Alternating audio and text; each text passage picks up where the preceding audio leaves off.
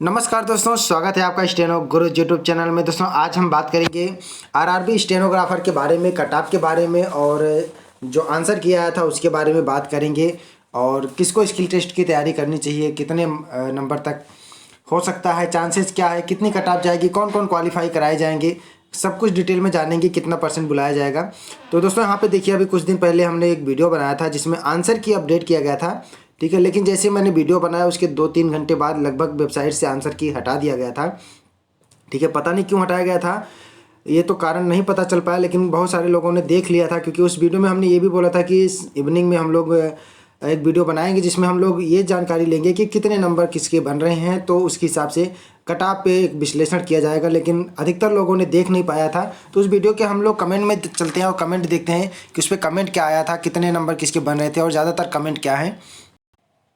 तो यहाँ पे हम लोग आ गए हैं इस वाले वीडियो में।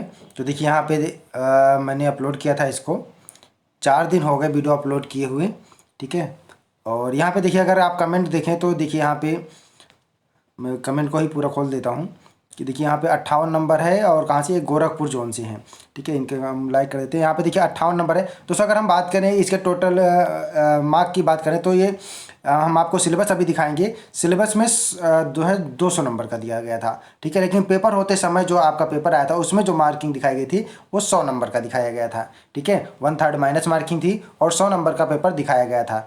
तो यहाँ पे देखिए हम लोग कमेंट देख लेते हैं पहले, उसके बाद हम चलते हैं उसके नोटिफिकेशन पे और वहाँ पे देखेंगे क्या क्या डिटेल है। तो यहाँ पे देखिए कुछ लोगों ने, जिन्होंने देख लिया था उन्होंने तो अपना नंबर मिला लिया। देखिए यहाँ पे अजमेर से ये हैं, उनका 87 नंबर बन रहा है।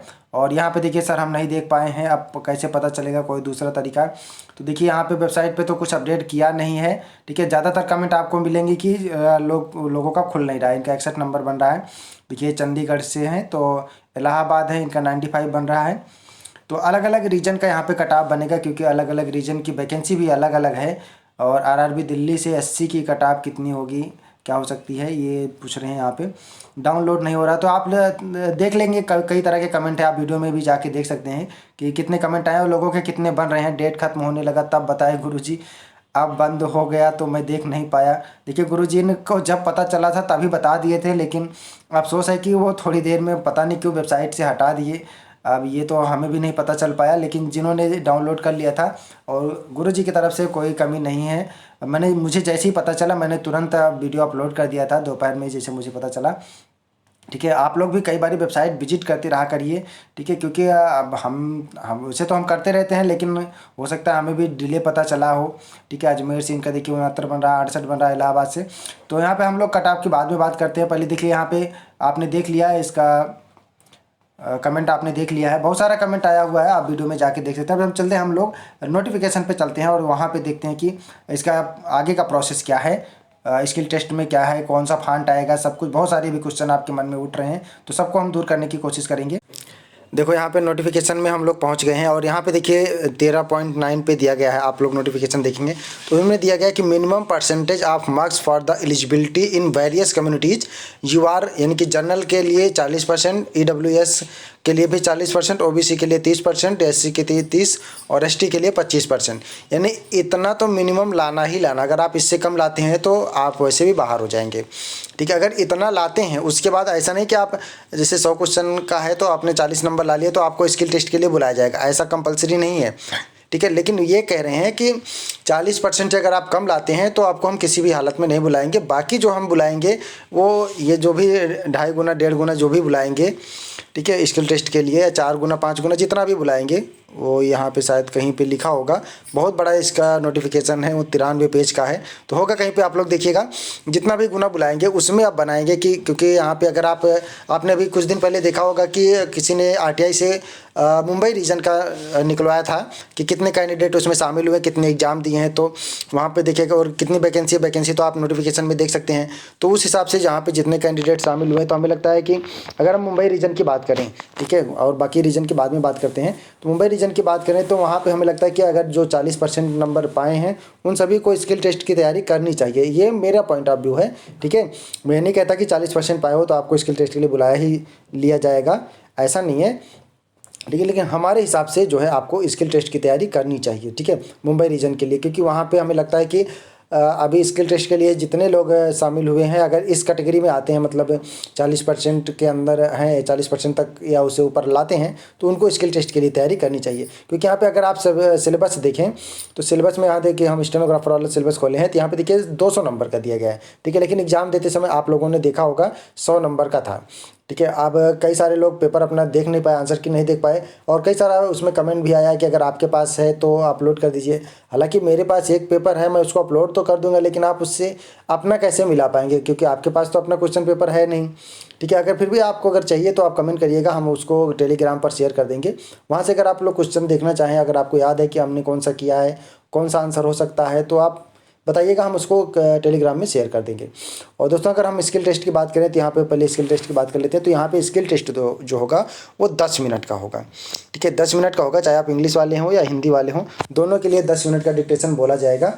और इंग्लिश वालों को ट्रांसक्राइब करने के लिए, यानी कि कंप्यूटर पर ट्रांसलेट करने के लिए 50 मिनट का समय दिया जाएगा, और वहीं हिंदी वालों के लिए 65 मिनट का समय दिया जाएगा, ठीक है। अब वो आपके ऊपर डिपेंड करेगा आपको इंग्लिश देना है या हिंदी देना है।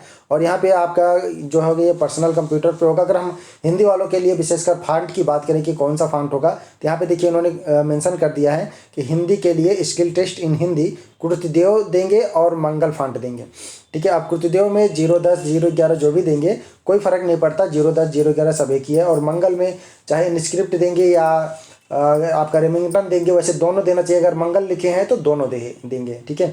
तो आप जिस पे करते हैं आप उसी पे अपनी तैयारी बरकरार रखिए, और स्किल टेस्ट के लिए आप तैयार हो जाइए।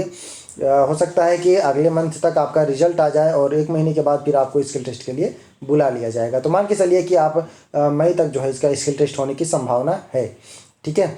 तो यहाँ पे देखिए स्किल टेस्ट और यहाँ पे आपका रिटन मार्क्स दोनों जोड़ा जाएगा। यहाँ पे देखिए एग्रीगेट मार्क्स आपको दिया जाएगा, अभी मैं आगे दिखाऊंगा, लिखा हुआ कहीं पे मैंने देखा था, ठीक है। मैं दिखा ही देता हूँ आपको।